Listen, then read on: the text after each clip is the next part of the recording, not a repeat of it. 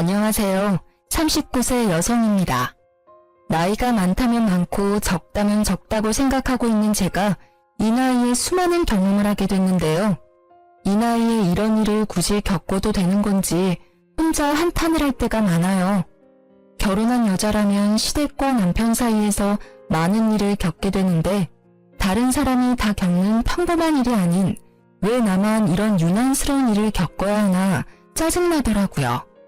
저와 남편 사이에 있었던 일로 이제 저 혼자만 끙끙 앓고 싶지 않아 이렇게 사연을 보냈습니다. 우리 남편과 시댁이 얼마나 유별난 사람인지 한번 들어보실래요?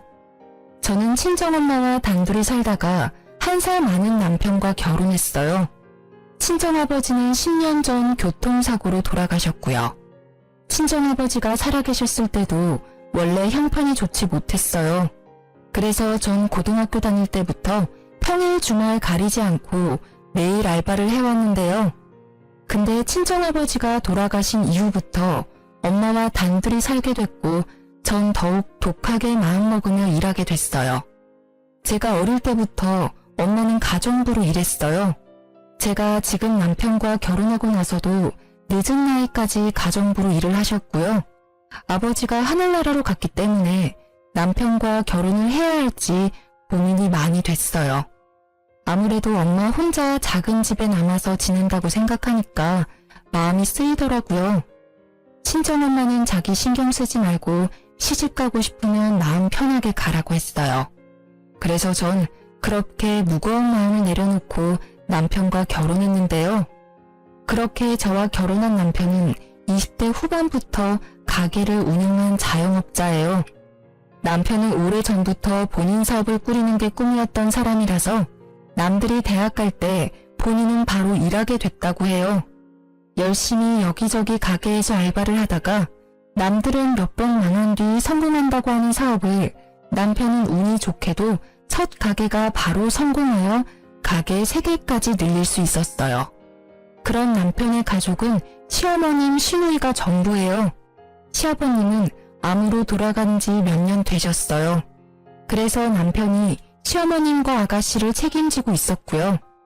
저와 결혼하기 전까지만 해도 남편의 가게 수입은 나쁜 편은 아니었다고 해요. 근데 자세한 내막을 살펴보니 꼭 그렇지만은 않았어요.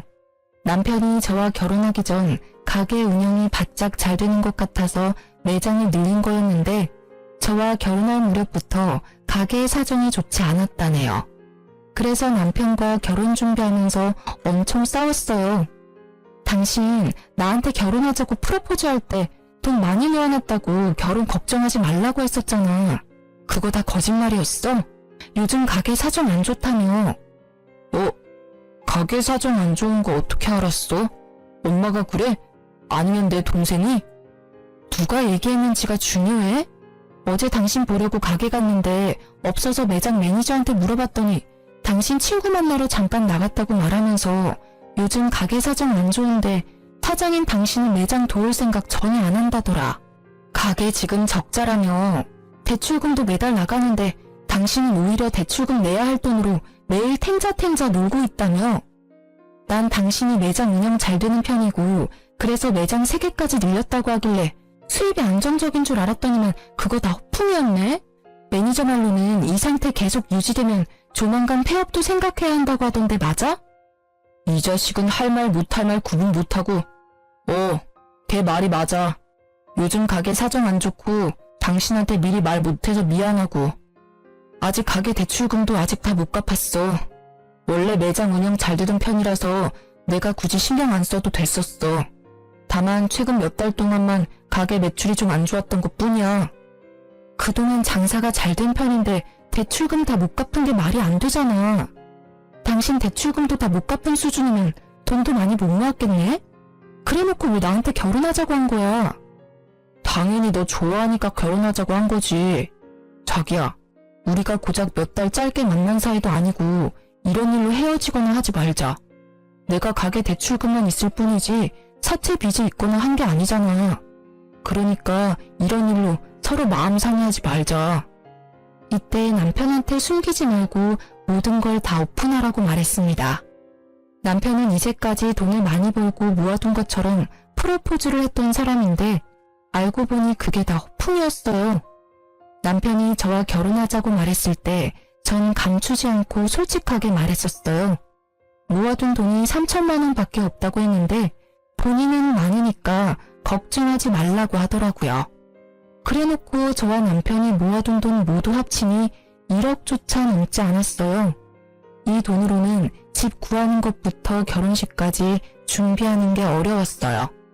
그래도 남편이 앞으로 잘하겠다고 떵떵거리길래 그 말을 믿고 대출 등 여러 도움을 받아 결혼하기로 남편과 합의 보게 됐습니다. 근데 시어머님은 그런 제가 마음에 들지 않았나 봐요. 결혼 허락을 구하러 갔을 때부터 우리 결혼은 물론 저의 사정을 듣고 똥 씹은 표정으로 항상 절 바라보셨어요. 부모님은 무슨 일 하시니? 엄마는 가정부로 일하시고 아버지는 오래전에 교통사고로 돌아가셨어요. 그래서 가족은 엄마와 저 둘뿐입니다. 돌아가시기 전에 아버지가 어머니나 너 앞으로 남기고 간 유산 같은 건 전혀 없고 사망보험금이라든지. 네? 없는데요. 그런 건 왜 물으세요? 너희 둘이 결혼한다고 이렇게 내 앞에 떡하니 앉아있는데 너희들 결혼할 때 쓸 비용부터 너 친정집 사정까지 모두 내가 알고 있는 게 맞다. 그럼 어머님이 너희 결혼할 때 도와줄 돈도 하나도 없겠네? 그러면서 그 푼돈으로 결혼하겠다고 하는 거야? 무슨 생각으로? 요즘 결혼이 애들 장난도 아니고 전셋집만 구해도 1억이 훌쩍 넘어가는데 그 1억도 안 되는 돈으로 어떻게 집을 구하고 결혼식을 올리겠다고 하는 거야? 난 너 생각을 모르겠다. 너한테 결혼하자고 말한 내 아들도 아들이지만 그걸 또 받아준 너가 참 이해가 안 간다. 누가 처음부터 모두 다 갖춰서 하겠어요. 다들 처음엔 부족하게 시작하지만 살면서 하나하나 채워가는 거라고 하잖아요. 말은 그렇게 해도 결혼하고 나면 꼭 그렇지도 않다. 다들 왜 부잣집 애인 만나서 결혼하려고 애를 쓰겠니? 처음부터 제대로 자리 잡고 시작해야 나중에도 잘 되는 법이다. 난 내 아들이 착하고 성실한 예비며느리 데리고 온다고 하길래 기대했더니만 모아둔 돈이 고작 3천밖에 없다고 했지? 고작 3천밖에 안 모아놨으니 당연히 그런 소리가 자연스럽게 나오지. 우리 아들 어디에 내놔도 하나 빠지는 구석 없는 놈이다. 지금까지 선생님, 공무원 등 직업 좋고 돈도 많은 집안에서 선보자고 난리였는데 그때 선짜리 나가게 할 걸 엄청 후회하는 중이야. 아, 그래요? 제가 그렇게 마음에 안 드세요? 아휴, 지금 와서 그런 소리 해봤자 무슨 소용이니? 내가 그런 마음을 갖고 있었다는 거야. 돈 많은 처갓집에 장가가서 호강 누리면서 살길 바랬는데 그게 안 되니까 아쉬워서 그렇지 뭐. 나도 너희 친정처럼 도와줄 능력 안 되니까 그 얼마 안 되는 푼돈으로 니들 알아서 결혼 준비 잘 해봐라. 얼마나 잘할지 모르겠지만. 결혼 전부터 면전에 대고 제가 마음에 들지 않는다는 표현을 아끼지 않고 팍팍 하시더라고요. 사람이 바로 앞에 있는데도 이렇게 싫은 티를 많이 내시는데 결혼하고 나면 얼마나 못되게 굴까 걱정됐어요. 본인 아들만 최고라고 생각하는 어머님 때문에 속이 정말 많이 시끄러웠습니다. 돈 많고 직업 좋은 여자가 남편을 왜 만나겠어요? 그만큼 능력되는 남자를 만나겠죠. 제가 떵떵거릴 만한 직업을 갖고 있지 않고 돈도 많이 모아두지 않은 것도 사실입니다. 그렇지만 남편도 마찬가지로 저한테 허세만 떨었지 모아둔 돈 별로 없고 오히려 대출까지 다 못 갚은 상태라 차라리 빚 없는 제가 훨씬 괜찮다 생각했어요. 아무리 못난 사람이라도 자기 자식이 제일 잘나고 최고인 법인지 자기 아들 못난 건 생각 못하고 제가 부족한 것만 쏙쏙 골라서 보시더라고요. 제 앞에서만 본인 마음을 티낼 줄 알았는데 우리 친정엄마 앞에서까지 그럴 줄은 몰랐어요. 그래서 제가 많이 곤란하고 힘들었는데요. 상견례 자리에서 어머님의 행동은 정말 가관이었고 어른이 맞나 싶더라고요. 다돈, 애들이 결혼하고 나면 다돈이랑 제가 살면서 만나는 일이 얼마나 많겠습니까? 1년에 한 번조차 보지 못하는 사이가 바로 사돈지간 아니겠습니까? 이렇게 상견례와 결혼식 때나 보지 앞으로 사돈이랑 이렇게 마주보고 앉아 얘기할 일이 많지 않을 것 같으니 오늘 솔직하게 다 말할게요. 사실 저 이 결혼 마음에 안 듭니다. 다들 부족하게 시작한다고는 하지만 너무 부족하게 한다고 생각해요. 제 아들이 가게 운영하는 사람이라서 며느리 될 사람은 안정적이고 연봉 센 사람이었으면 했는데 사돈 딸내미는 처음 들어보는 작은 회사에서 근무하고 이제까지 모아둔 돈도 별로 없잖아요. 사돈은 우리 아들 어떻게 생각할지는 모르겠지만 전 사돈 딸내미 썩 내키지 않습니다. 사돈 마음 충분히 이해갑니다. 자식 가진 부모 입장에선 충분히 그런 마음 들 수밖에 없죠. 그렇지만 애들이 좋아서 하는 결혼인데 어른이 중간에서 이래라 저래라 말하는 건 결혼 앞두고 있는 애들 마음만 싱숭생숭하게 만드는 일 같아요. 아직 배울 게 많은 우리 딸 며느리로서 부족하지 않게 잘하라고 잘 말해둘 테니까 너그럽게 봐주세요. 그리고 미리 애들한테 줬어야 하는데 어쩌다 보니 이런 자리에서 주게 됐네요. 이 돈 애들 집 구할 때 보태라고 따로 준비해둔 돈입니다. 돈 준비하는데 시간이 좀 걸려서 이 자리에서 주게 되네요. 엄마, 이 돈 어디서 났어? 어른들 얘기하고 있으니까 일단 가만히 있어. 사돈, 앞으로 우리 딸 잘 부탁드립니다. 우리 딸이 사돈 아드님에 비해 부족하다고 느끼시겠지만 그래도 저의 소중한 딸아이입니다. 우리 딸 앞으로 잘 부탁해요. 부족한 게 많은 딸이지만 심성 하나는 참 착한 아이입니다. 그러니 너그러운 마음으로 딸이라 생각하고 우리 딸 잘 봐주세요. 당연하죠. 요즘 시대의 고부 사이는 엄마와 딸 같은 사이라는 말이 있잖아요.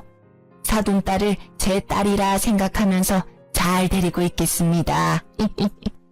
친정엄마가 갑자기 2억이란 큰 돈을 저에게 주셨습니다. 집 구할 때 쓰라고 마련한 돈이래요. 사전에 말도 없이 2억이란 큰 돈을 딱 준비한 친정엄마를 보고 놀랬습니다. 이렇게 큰 돈을 마련할 수 있는 형편이 아니라는 건 누구보다 제가 잘 알기에 2억이란 큰 돈을 꺼낸 엄마 보고 놀랬어요. 엄마는 2억을 우리 부부에게 주는 순간 시어머님의 표정이 180도 달라졌어요. 돈 꺼내기 전까지만 해도 우리 친정엄마와 나를 위아래로 훑으며 보던 사람이 돈이 앞에 있으니 갑자기 온화한 표정을 짓더라고요. 돈 앞에 장사 없다더니 어머님을 보니 그 말이 딱 떠오르던데요. 이렇게 가식적인 사람 실제로 보니까 소름 돋는다는 말밖에 나오지 않아요. 그렇게 친정엄마 덕분에 서울에 있는 빌라 하나를 구할 수 있었지만 남은 결혼식부터 신혼여행까지 여유롭게 준비하지 못했어요. 그래서 결혼식과 스드메는 최대한 가성비 좋게 준비했고 신혼여행도 해외가 아닌 제주도로 선택했어요. 집 구하고 신혼여행까지 다녀온 다음 시어머님께 인사를 드리기 위해 갔더니 어머님 행동이 상견례와 결혼식 때 모습이랑은 너무 달랐었어요. 애초에 시어머님은 반반 결혼을 한 것 자체만으로 마음에 들지 않았지만 저희 친정엄마가 2억을 우리에게 준 건 매우 좋으셨나 봐요. 앞에서는 고맙다고 말씀하셨지만 막상 그 2억 돈으로 집 구할 때 공동 명의로 하지 않고 내 명의로 하니 그게 고가우셨나 봐요. 미자 너 그렇게 안 받는데 참 여우구나. 너 친정엄마가 주신 2억으로 집 구할 때 너 명의로 구입했다며. 두 사람 앞으로 평생 같이 살기 위해 결혼했으면 집도 공동 명의로 했어야지. 왜 내 아들 이름만 쏙 빼서 계약했니? 저희 친정엄마가 주신 돈이니까 당연히 그렇게 하는 게 맞다고 생각했어요. 그리고 어머님 말씀대로 이제 이 사람이랑 평생 같이 살 건데 집 명의가 누구 이름으로 되어 있든 그게 무슨 상관이에요. 엄마, 미자 말이 맞아. 집 명의 그게 뭐가 중요해. 이제 앞으로 계속 같이 살 건데. 그리고 그 집 구할 수 있던 것도 장모님이 2억 보태줘서 구할 수 있던 거잖아. 서울에서 그런 집 어떻게 구할 수 있겠어? 그러니까 엄마, 너무 명예에 집착하지 마. 이 멍청아. 너가 이렇게 나오니까 문제야. 너희 둘이 평생 함께 한다고 해도 사람 이름 모르는 거야. 만약 둘이 싸우고 쫓겨나면 그땐 어쩔 건데? 지금이라도 공동명의로 바꿔. 아무리 부부라고 해도 그런 건 확실히 해야 하는 거야. 지금이라도 공동명의로 바꾸라는 말도 안 되는 말을 시전하는 시어머님 때문에 고구마 100개를 연속으로 먹은 듯한 답답함을 느꼈습니다. 다행히 남편이 중간에서 그런 소리 계속할 거면 지금 집에 갈 거라며 저를 데리고 급히 나가준 덕분에 그 당시 안심할 수 있었고 남편을 믿을 수 있었어요. 결혼 전에는 믿음직스럽지 못했던 남편이 집 명의일로 저한테 믿음을 줬는데 그런 남편한테 배신감을 느낀 적이 있는데요. 결혼하고 나서도 여전히 가게 매출이 아슬아슬했어요. 그래도 우리가 생활하는 데 있어서 빠듯한 수준까지는 아니었는데요. 그러던 어느 순간부터 남편이 가지고 오는 매달 생활비가 점점 부족해지기 시작했어요. 남편 통장을 정리하면서 알게 된 사실이 매달 시누이와 시어머님한테 용돈을 보내고 있었더라고요. 그것도 10만 원 수준이 아닌 100만 원씩을 보냈었어요. 그걸 보는데 어찌나 황당하던지 남편이 매달 돈을 줘야 하는 날만 되면 대출금 갚아야 한다고 돈 없다 말했어요. 그렇게 내가 번 월급 200만 원으로 빠듯하게 생활을 해야만 했어요. 먹고 싶은 거 못 먹고 하고 싶은 거 하지 못하며 힘들게 살고 있는데 시어머님한테 매달 용돈 주고 있는 게 엄청 서운하더라고요. 제일 서운했던 건 우리 친정엄마한테 용돈 한 번 준 적이 없다는 거였어요. 우리 친정엄마는 우리 집 구할 때 보태라고 2억 준 것도 모자라서 남편 생일마다 상다리 부러질 정도로 맛있는 밥 만들어 먹이는데 그런 남편은 우리 엄마한테 받을 줄만 알지 자주 얼굴을 비추지도 않았어요. 내가 같이 가자고 해야 가지 먼저 가자는 말 꺼낸 적도 없었고요. 그래서 이 일로 크게 싸우게 됐습니다. 당신 어머님이랑 아가씨한테 매달 100만 원씩 용돈 보내고 있었더라? 어? 그거 어떻게 알았어? 매장 직원이 당신한테 일렀어? 매장 직원도 알고 있어? 매장 직원도 아는 사실을 이제까지 나한테 숨겼던 거였어? 당신은 날 와이프로 생각은 해? 매장 직원도 아는 사실을 왜 나만 모르고 있어야 하냐는 거야. 상의도 없이 왜 어머님한테 매달 돈 보내? 그것도 10만 원, 20만 원도 아니고 100만 원씩이나. 자기도 알잖아. 우리 엄마 맨날 힘들게 사는 거. 아빠 돌아가시고 나서 맨날 돈 없다 힘들다 입에 달고 사는데 아들로서 그런 엄마를 모른 척할 수 있겠어? 당신이랑 결혼하기 전까지 나랑 엄마랑 같이 살다 보니까 돈 걱정이 없었는데 이제 나랑 떨어져 지내니까 생활하는 게 좀 힘든가 봐.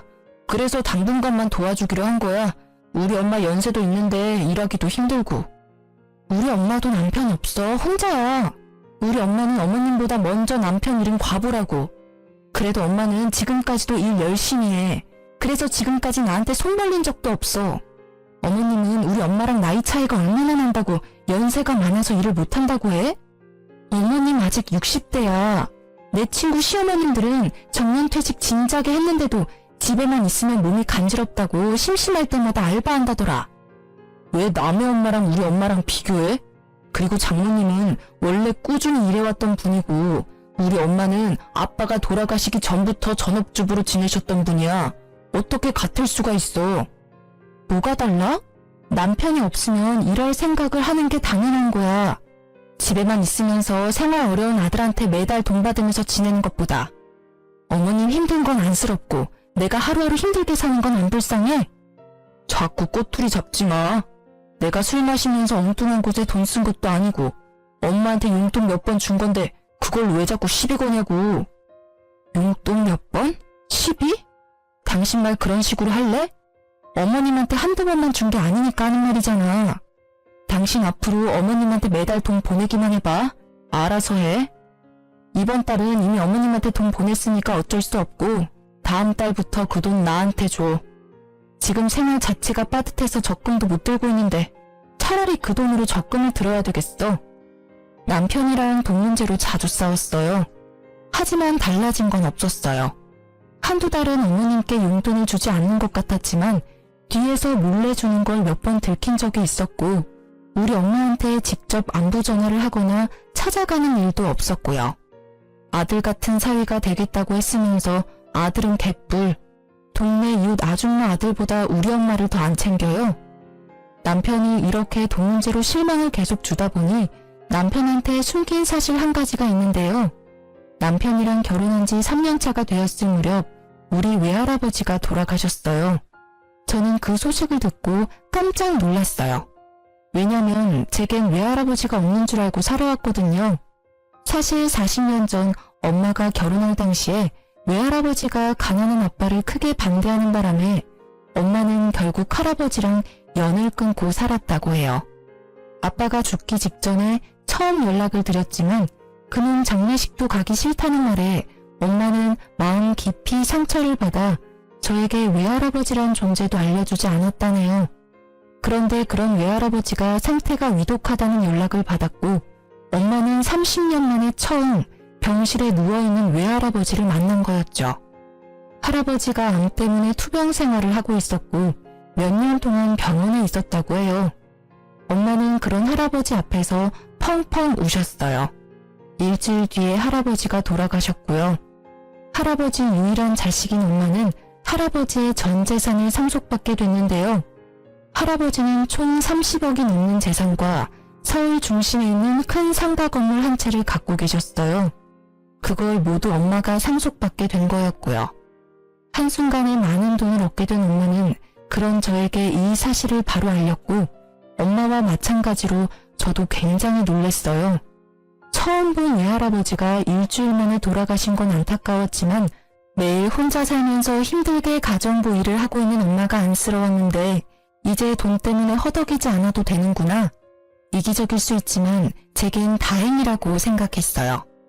이 사실을 남편에게 알려야 하나 고민이 많았지만 전 알리지 않기로 했어요.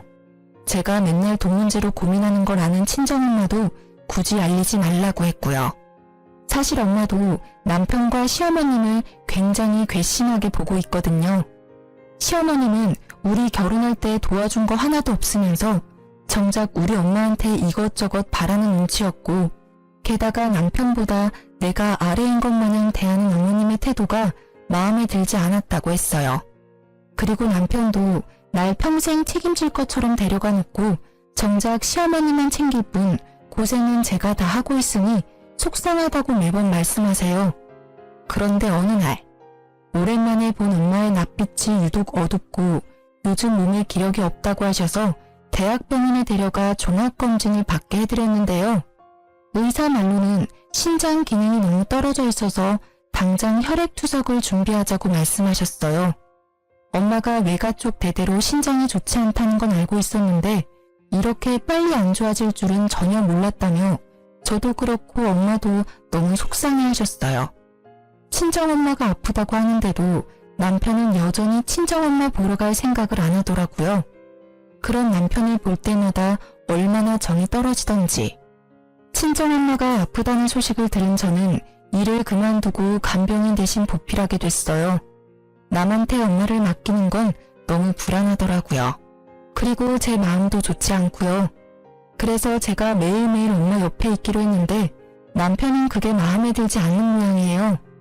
매달 돈을 벌어오던 내가 엄마 옆에서 간병을 한다고 하니까 그게 싫었던 것 같아요. 그래도 남편은 반대하진 않았어요. 놀려고 일을 그만둔 게 아니고 친정엄마가 아파서 그만둔 거라 이 상황에서 나한테 따지고 들면 본인이 나쁜 사람이 된다는 걸 알기 때문이에요.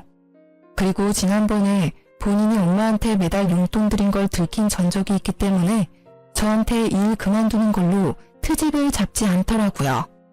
엄마가 아픈 이후로 할아버지가 주신 건물 관리를 못하고 있어요.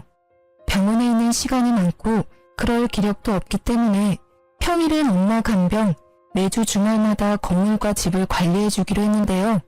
근데 남편이 그런 제가 의심스러웠나 봐요. 평일 위주로만 친정엄마 간병하기로 했는데 주말에 쉬지 않고 교회를 다니니까요. 그래서 남편은 주말 하루 가게로 가지 않고 절 미행했나 봐요. 제가 매주 친정엄마 건물로 출근 도장을 찍으니 남편이 1층에 카페를 운영하고 있는 임차인에게 저에 대해서 물어봤다고 하는데요. 이자씨, 잠깐만 얘기 좀 할래요? 안녕하세요. 지금 가게 한창 바쁠 시간 아니에요? 이자씨한테 꼭 말해줄 게 있어서요. 그래서 직원한테 잠깐 양해 구하고 나왔어요. 다름이 아니라 며칠 전에 어떤 남자가 미자 씨에 대해 물어보고 가더라고요. 그래서 제가 이 건물주 딸이라고 말해주긴 했는데 좀 이상해서요. 네? 어떤 남자가요? 어떻게 생긴 남잔데요? 날 찾을 남자는 없을 텐데. 2층에 곧 가게 하나 빠진다고는 들었는데 거기 알아보고 있는 분인가? 상가 임대 자리 알아보는 것 같진 않았어요. 그 남자가 미자 씨 콕 집어서 물어보는 것도 수상하고, 미자 씨가 매주 주말마다 건물 관리하러 올 때마다 그 남자가 저 멀리서 지켜보는 것 같더라고요. 키는 180은 넘는 것 같고 덩치도 좀 있었어요. 피부는 까무잡잡한 편이에요. 만약 그 남자 또다시 찾아오거나 저 찾으면 그때 바로 저한테 전화해주세요. 제가 걱정이 됐던 임차인은 어떤 남자가 저에 대해 물어봤으니까 조심하라고 말해주더라고요. 건물 CCTV를 확인해보니까 남편이 약 3주 동안 건물 앞에 어슬렁거린 게 딱 찍혔더라고요. 어슬렁거린 이후에도 남편인 저한테 직접적으로 건물에 대해 물어보진 않았거든요. 임차인을 통해 건물주가 친정 엄마라는 걸 알게 된 이후부터 남편의 태도가 180도 달라졌어요. 평소에 친정엄마한테 전화 한 통 안 하던 남편이 하루에 한 통씩 꼬박꼬박 전화하고 매주 가게 휴무일 때마다 친정엄마 만나러 가더라고요. 장모님, 저 왔어요. 오늘 몸은 어떠세요? 지난주보다 살이 더 빠진 것 같아요. 아이고, 우리 윤서방 왔어? 점심은 먹고 온 거야? 그럼요. 장모님도 점심 챙겨 드셨어요? 약은요? 이럴 때일수록 밥 꼬박꼬박 잘 챙겨 드셔야 해요. 예전처럼 하루에 한 끼만 드시지 마시고요. 지난번에 보니까 병원밥 절반도 안 먹던데요. 그러지 말고 꼭 다 드세요. 우리 윤서방이 내 걱정해주니까 좋네. 결혼하고 나서 한동안 얼굴 잘 비추지도 않더니만 처음엔 아픈 게 싫었는데 윤서방 보면 아픈 게 가끔은 좋네. 죄송해요. 이제부터 잘할게요. 당신 가게 일 안 바빠? 이렇게 자리 오래 비워도 돼? 가게보다 장모님이 먼저지. 가게는 나 없이도 알아서 돌아가. 당신 볼 일 있으면 보고 와. 내가 장모님이랑 있을게. 갑자기 왜 그래? 왜 안 하던 짓을 하냐고. 당신 원래 우리 엄마 이렇게 알뜰살뜰 잘 안 챙겼잖아. 엄마 아프다는 소식 들었을 때도 바로 엄마 만나러 가지도 않던 양반이 왜 이제 와서 잘하는 척 하냐고.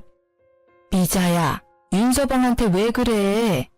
이제야 사위 노릇 한다는데 너무 뭐라 하지 말고. 엄마는 가만히 있어봐. 이상하잖아. 갑자기 안 하던 짓을 하니까. 지금이라도 잘하고 싶어서 그렇지. 그동안 엄마랑 여동생만 챙기기 바빴지 정작 장모님 챙겨드린 적은 없더라고. 장모님이 아프다는 소식을 들었을 때도 실감이 안 났고, 나 지금부터라도 잘할게. 전 이미 CCTV와 임차인 덕분에 남편이 건물에 눈이 멀어 잘해주는 걸 알고 있었거든요. 만약 몰랐다면 이 인간 이제야 철 좀 들었네 하며 넘어갔겠지만 건물을 보고 간 이상 남편의 행동이 전부 가식처럼 보였어요. 화가 불쑥불쑥 올라왔지만 일단 꾹 참았어요. 그렇게 한동안 모른 척하고 있었는데 남편이 갑자기 건물에 대해 물어보더라고요. 너무 궁금했는지 이제 더 이상 숨기지 않던데요. 여보, 물어볼 게 있는데 장모님 건물 하나 있어? 지난번에 장모님이 어떤 사람이랑 통화하는 거 엿들었는데 건물 어쩌고 저쩌고 하는 것 같길래 일부러 엿들은 건 아니고. 아, 건물? 있지. 외할아버지가 돌아가시면서 엄마한테 물려준 건물이야. 나도 알게 된 지 얼마 안 됐어. 미리 말 못해서 미안. 에이, 미안하긴. 어머님 건물인데 일일이 나한테 설명 안 해줄 수도 있지 뭘. 근데 그 건물 장모님 돌아가시면 그대로 당신한테 상속되는 건가? 요즘 상속은 어떻게 진행되는 거야?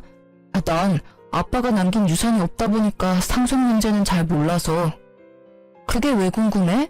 엄마 지금 죽는 것도 아닌데. 당신 좀 웃긴다. 그걸 왜 당신이 궁금해해? 상속 문제는 한참 뒤에 일이니까 말도 꺼내지 마. 우리 엄마 죽을 날짜 받아놓은 사람 같잖아. 아, 미안해. 내가 생각이 짧았다. 그냥 난 궁금한 마음에 물어본 거야. 나쁜 의도는 없었어. 그래도 그런 건 미리 알고 있는 게 좋잖아. 요즘 100세 시대라고 해도 질병으로 죽는 사람이 예전보다 더 많아졌다고 하길래. 외할아버지도 신장 안 좋아서 돌아가셨다고 하니까. 그건 내가 알아서 할 문제니까 당신이 나서지 마. 엄마 아픈 것 때문에 속상해 죽겠는데 왜 죽는 얘기를 꺼내고 그래? 당신 우리 엄마 건강보다 건물이 중요한 거야? 아니야. 나도 장모님 충분히 걱정돼. 이제 건물 얘기 그만 꺼낼게. 내가 괜히 소몰된 것 같고 그렇네. 남편은 뻔뻔하게 우연히 건물에 대해 알게 됐다고 거짓말을 하더라고요. 그래서 저도 일부러 말을 아꼈어요. 근데 남편은 우리 엄마 건강보다 건물이 중요한지 건물 상속 문제에 대해서 묻기 시작하더라고요. 마치 엄마가 죽은 날짜 받아놓은 사람처럼 말이에요. 울컥한 저는 남편한테 언성을 높였는데 남편은 바로 미안하다고 사과를 하더군요. 옛날 같으면 내가 이렇게 화를 낼 때 남편도 같이 맞대응하는 편이었어요. 근데 지금은 절대 그렇지 않아요.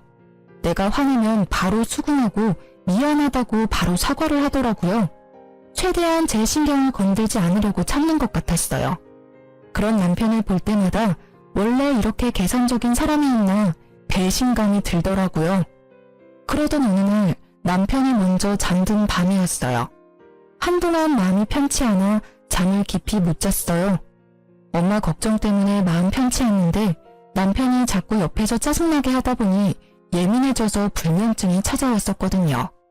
남편이 먼저 잠들고 전 누워서 뒤척이고 있는데 갑자기 남편 핸드폰 문자 알림 진동이 울렸어요. 이 늦은 새벽에 남편한테 연락할 사람이 없다는 걸 알고 있기 때문에 어떤 사람이 이 늦은 시간에 연락했는지 궁금했어요. 원래 남편 핸드폰을 보거나 하지 않는 편인데 왠지 이날따라 꼭 보고 싶더라고요. 그렇게 남편 핸드폰을 확인했는데 충격적인 문자 내용을 확인하게 됐어요. 그건 바로 시어머님과 남편이 나눈 문자 내용인데요. 엄마, 미자한테 건물 장모님 거 맞냐고 물어봤는데 맞다고 인정하네. 다행이야. 건물이 10층을 훌쩍 넘는 건물이던데 부동산에 물어보니까 그 건물 엄청 비싸. 잘 됐다. 처음에 미자랑 너랑 결혼한다고 했을 때 얼마나 싫었는 줄 알아? 없는 집안에 태어난 계집애랑 결혼한다고 해서 걱정이 많았는데 너랑 미자 결혼 안 시켰으면 큰일 날 뻔했다. 장모님 언제 돌아가실까? 하루라도 빨리 죽어야 미자가 건물 상속 빨리 받지. 건물 상속 받으면 1층에 있는 가게 하나 내보내고 그 자리에 내 가게 하나 차려야겠다. 지금 2호점 가게 월세 너무 비싸거든. 마누라 복 없는 줄 알았는데 이게 웬 떡이야? 그러게 말이다. 나도 며느리 복 없는 줄 알고 머리 아팠는데 그게 아니었어. 아들, 미자가 상속받으면 우리 집도 고급 빌라로 이사가게 부탁 좀 해봐. 지금 살고 있는 집 너무 오래돼서 인테리어 공사라도 해야 하나 걱정했는데 나중에 너가 대신 물어봐줘. 그리고 미자 신경 건드리지 말고 장모님한테 잘해. 그래야 나중에 콩고물 하나라도 더 떨어지지. 그리고 사돈은 아프다면서 명줄이 왜 이렇게 길어? 죽을 거면 하루라도 빨리 죽지. 에휴. 엄마, 걱정하지 마. 그 건물 미자가 상속받는다고 해도 그 건물 내 건물이나 마찬가지라 엄마가 하고 싶은 걸 마음껏 해도 돼. 그러니까 돈 펑펑 쓸 준비나 하고 있어. 외가 쪽에 유전적으로 신장이 안 좋다네. 미자도 장모님 닮았으면 오래 살 팔자는 아닐 거야. 그럼 그 건물 당연히 나한테 넘어오겠지? 너무 좋다. 문자 내용이 너무 충격적이라 숨이 턱턱 막혔어요. 옆에서 자고 있는 남편을 보는데 뺨 한 대 올려붙이고 싶었거든요. 겨우 참고 남편과 시어머님이 나눈 문자 내용을 모두 사진으로 남겨놨어요. 나중에 딴 말 못하게 하려고요. 이날 잠 한숨도 못 자고 밖에서 많은 고민을 했습니다. 이 남자랑 평생 살 수 없겠다는 결론이 나왔고 전 남편과 이혼하기로 결정했어요. 바로 이혼 통보를 하지 않고 남편한테 제대로 복수한 다음 이혼하고 싶었어요. 그래서 어떻게 남편을 골탕 먹일 수 있을까 고민하고 있던 때 남편이 운영 중인 가게 매출이 점점 안 좋아지기 시작했어요. 결혼 초반 때 위기를 잘 견딘 것 같더니만 다시 매출이 안 좋아지기 시작하더라고요. 매출이 반토막 난 이유가 남편 가게 근처에 엄청 유명한 고깃집이 생겼기 때문인데요. 그 고깃집이 다른 지역에서 줄 서서 먹을 정도로 유명한 맛집이래요. SNS에서 엄청 난리라고 들었고요. 그 가게가 2호점을 냈는데 하필 남편 가게 근처에 오픈을 하게 됐더라고요. 남편은 동네 단골 장사로 운영되고 있던 고깃집이라서 금방 망할 위기에 놓였어요. 남편은 이겨낼 수 있다고 자신있게 말하더니 아무리 홍보를 열심히 해도 반토막이 난 매출이 다시 오르진 않더라고요. 맨날 적자만 나니까 그걸 충당할 돈이 없고 직원들 월급 밀릴 위기까지 처해지자 폐업하기로 결정했어요. 보통 폐업을 하면 근심 걱정이 많은 얼굴로 다녀야 하는데 오히려 남편은 콧노래를 부르며 좋아하더라고요. 그래서 왜 이렇게 기분이 좋냐고 물어봤는데요. 당신 폐업한 사람 맞아? 요즘 콧노래 자주 부르는 것 같아. 당신 그 가게 오래 운영했잖아. 그만큼 애정이 많았던 거 아니었어? 폐업해서 기분 안 좋을 줄 알았는데. 에이, 안 될 것 같으면 이렇게 단칼에 정리할 줄도 알아야 해. 그리고 당신 나중에 건물 물려받을 거니까 내가 힘들게 돈 벌지 않아도 되잖아. 나도 이제 쉴 때가 됐지. 이제 마누라 덕 좀 보고 살아보자. 룰루랄라 노래를 부르면서 백수로 지내고 있는 남편을 보니 아주 미치고 팔짝 뛰겠더라고요. 이젠 대놓고 건물을 탐내는 남편 때문에 더 이상 이혼을 늦추면 안 되겠다 싶더라고요. 그래서 전 본격적으로 남편에게 복수를 하기로 결심했는데요. 여보, 며칠 전에 엄마한테 건물 어떻게 할 거냐고 물어봤는데 나한테 최대한 빨리 줄 거라고 하네. 뭐? 정말? 우리 장모님 통 크시네. 역시 장모님은 쿨하고 아주 멋진 사람이야. 당신도 장모님 본받아. 근데 조건 하나가 있어. 너네 엄마랑 연 끊고 살면 증여해준다네? 그렇게 할 수 있어? 그렇게 안 하면 엄마 죽을 때까지 그 건물 안 주겠대. 죽고 나서도 건물 안 줄 수도 있고. 자식이라고 해서 무조건 그 건물 받을 수 있다고 생각하는 건 아니지? 그 건물주인 엄마가 나한테 상속 안 한다고 하면 못 받는 거야. 그러니까 그 건물 하루라도 빨리 받고 싶으면 지금 당장 너네 엄마랑 연 끊고 살래? 엄마랑 안 보고 살라고? 그게 말이 돼? 다른 조건도 아니고 엄마랑 연을 끊고 살라니. 어떻게 부모 자식이 안 보고 살아? 그럼 건물 없던 걸로 해야지. 어쩔 수 없네. 엄마한테 말할게. 우리 그 건물 필요 없을 것 같다고. 아니, 잠시만. 나한테 시간을 줘. 알겠다. 내가 엄마 안 보고 살게. 그럼 그 건물 당신한테 가는 거 맞지? 그럼 녹음기에 대고 말해. 뭐? 그렇게까지 꼭 해야 돼? 내가 약속 지킬게. 뭘 굳이 녹음기에 녹음까지 하려고 해. 당신이 나중에 딴 말 할 수도 있는 거잖아. 구두 약속이라고 생각하고 녹음기에 말해. 남편은 녹음까지 하는 건 오버라고 난리를 쳤지만 전 끝까지 녹음해야 한다고 강력하게 말했어요. 싫으면 건물 포기하라고 말했더니 결국 녹음을 직접 하더라고요. 시댁과 연을 끊고 살기로 약속을 받아냈어요. 명절, 제사, 생신 모두 챙기지 않기로 했으며 매달 시어머님께 준 용돈도 바로 끊기로 약속했어요. 그리고 5년 동안 절대 시댁에 발걸음하지 않겠다는 약속도 받아낸 상태였는데요. 전 그날이 녹음된 녹음기를 들고 친정엄마한테 다녀오겠다고 했어요. 전 남편한테 친정엄마한테 다녀온다고 말한 뒤 바로 시어머님한테 녹음 파일을 보냈어요. 녹음 파일을 들은 시어머님은 바로 저한테 전화해서 고함을 질렀어요. 너 도대체 뭐하는 년이야? 자식이랑 부모 연을 끊게 만들려고 해? 너 지금 어디야? 당장 만나. 어디긴 어디예요. 어머님이 앞으로 살 고급 빌라 찾는 중이죠. 어머님, 고급 빌라에 그렇게 살고 싶으셨어요? 우리 엄마가 빨리 죽었으면 할 정도로요? 근데 왜 우리 엄마 재산으로 편하게 살 궁리만 하세요? 왜 우리 엄마 건물로 호의호식 하려고 하는 거냐고요? 너가 그걸 어떻게... 너가 지금 오해한 모양인데 난 그런 적 없다. 없긴 뭘 없어요. 거짓말 좀 하지 마세요. 어차피 어머님 고급 빌라 근처에도 못 가실 거예요. 제가 그 건물 받으면 그이가 어머님이랑 안 보고 살겠다고 저랑 약속했거든요. 우리 아들이 그럴 애가 아닌데. 암튼 내가 아들이랑 다시 연락해보마.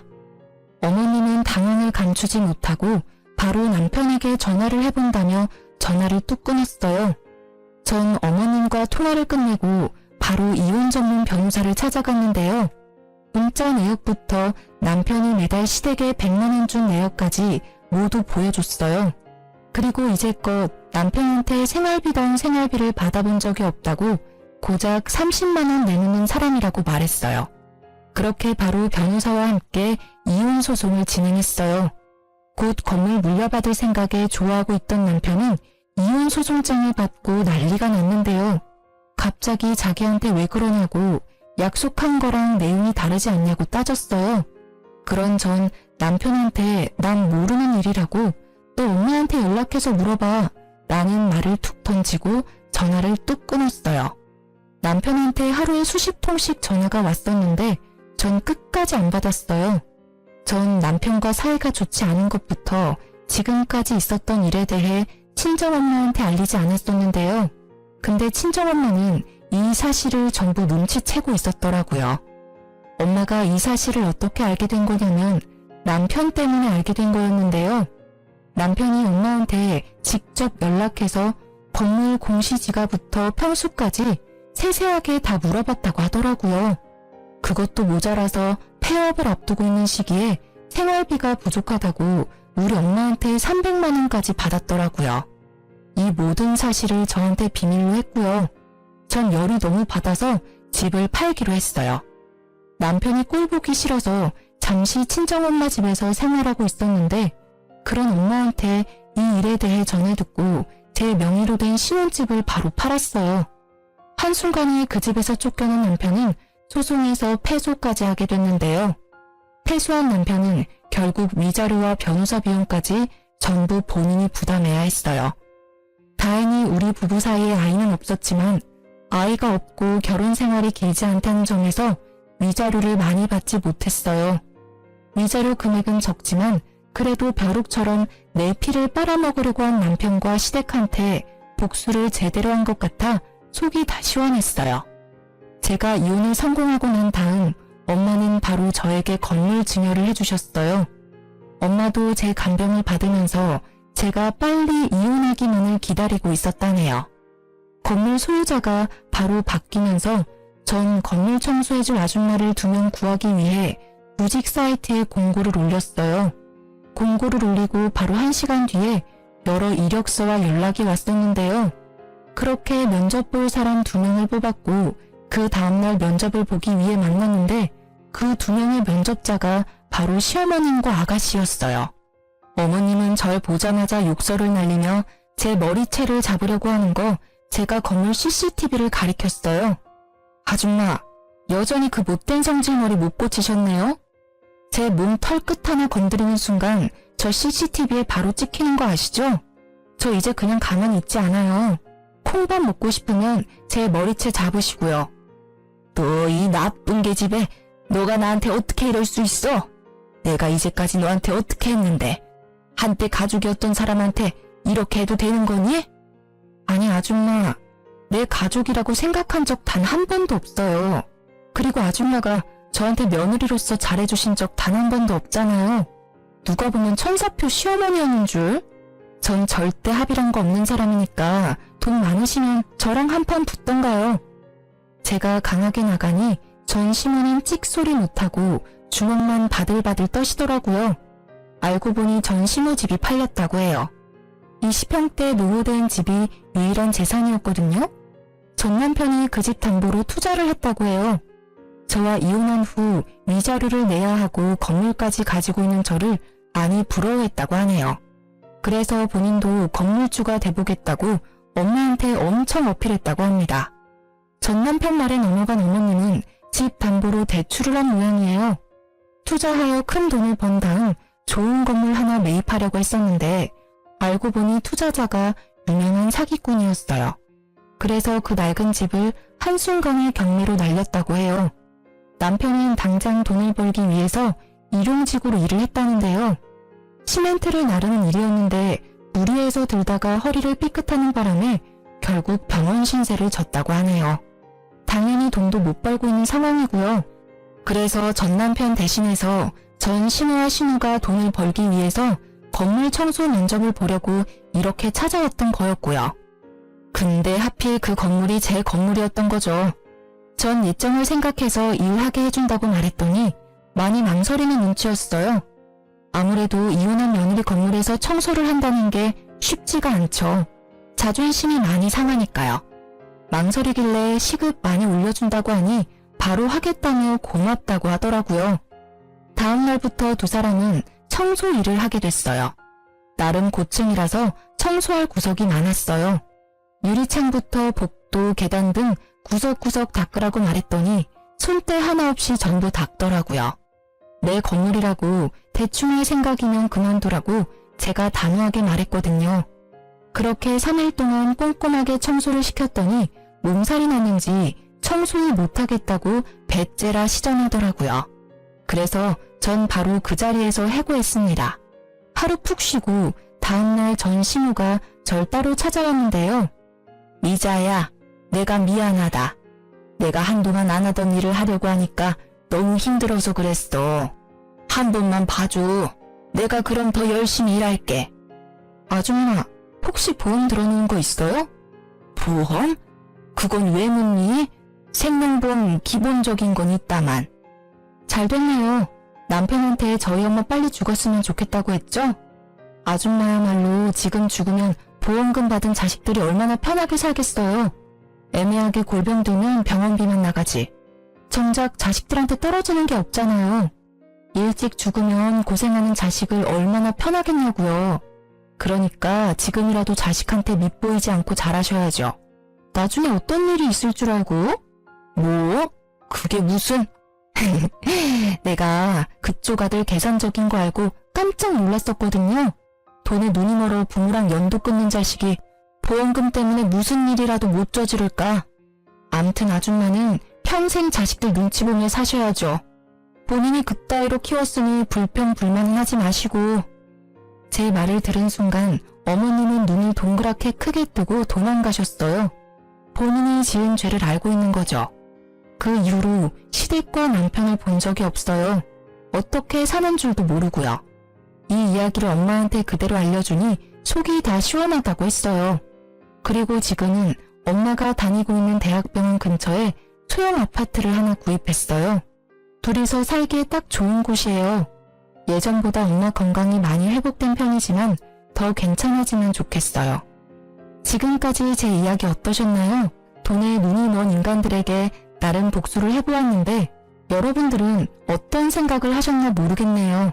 다들 저와 엄마에게 응원의 한마디 부탁드립니다. 들어주셔서 감사합니다.